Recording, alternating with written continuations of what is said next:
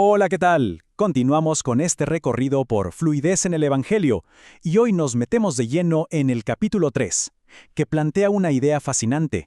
¿Qué pasaría si hablar del Evangelio se sintiera tan natural como hablar nuestro propio idioma? Porque según el autor, la fluidez no se trata de saberse de memoria un montón de datos, sino de aprender a hablar un lenguaje completamente nuevo. A ver qué tal. Para empezar, el autor nos cuenta una anécdota muy buena de los viajes misioneros que él organizaba. Imaginen la escena.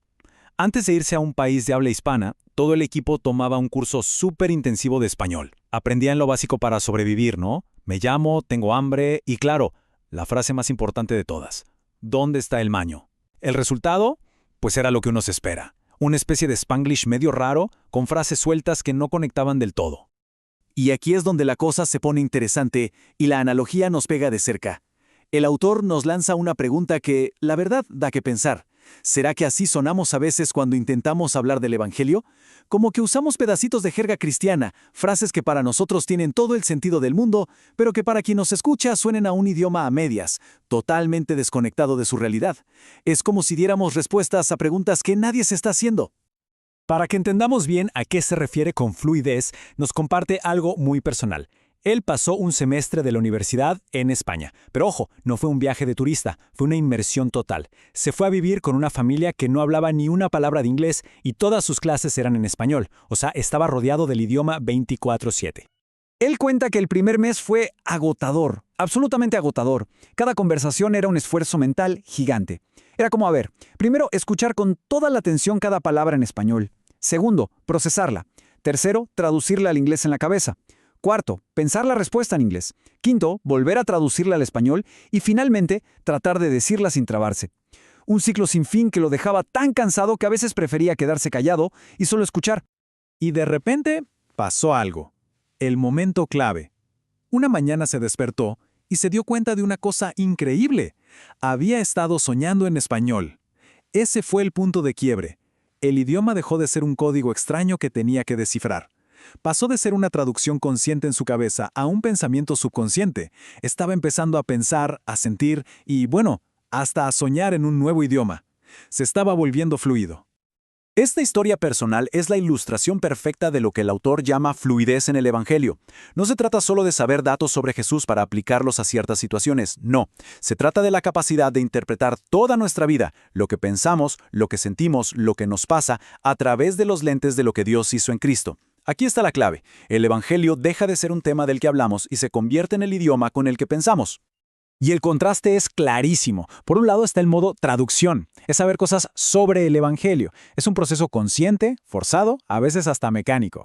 Y por el otro lado está la fluidez, que es pensar, sentir y ver el mundo a través del Evangelio. Se convierte en un filtro natural, intuitivo. Pasa de ser un manual de reglas externas a ser nuestro idioma nativo interno.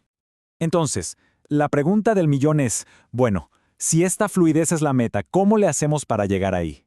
¿Necesitamos más clases, más libros, más diagramas complicados?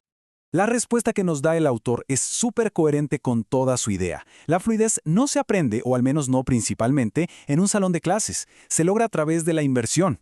Así como él aprendió español viviendo en España, la fluidez en el Evangelio se desarrolla cuando nos sumergimos en una cultura, en una comunidad donde el Evangelio se habla todo el tiempo, con naturalidad. Y para esto nos cuenta otro ejemplo buenísimo. Una joven que hizo una pasantía de verano en su iglesia, al final le preguntaron qué era lo que más le había sorprendido de la experiencia.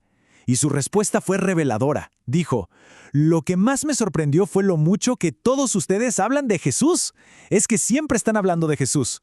Ella siguió explicando que en su iglesia de origen sí hablaban de Jesús de vez en cuando, pero que la mayoría de las conversaciones eran sobre qué cosas hacer o cómo ser mejores personas.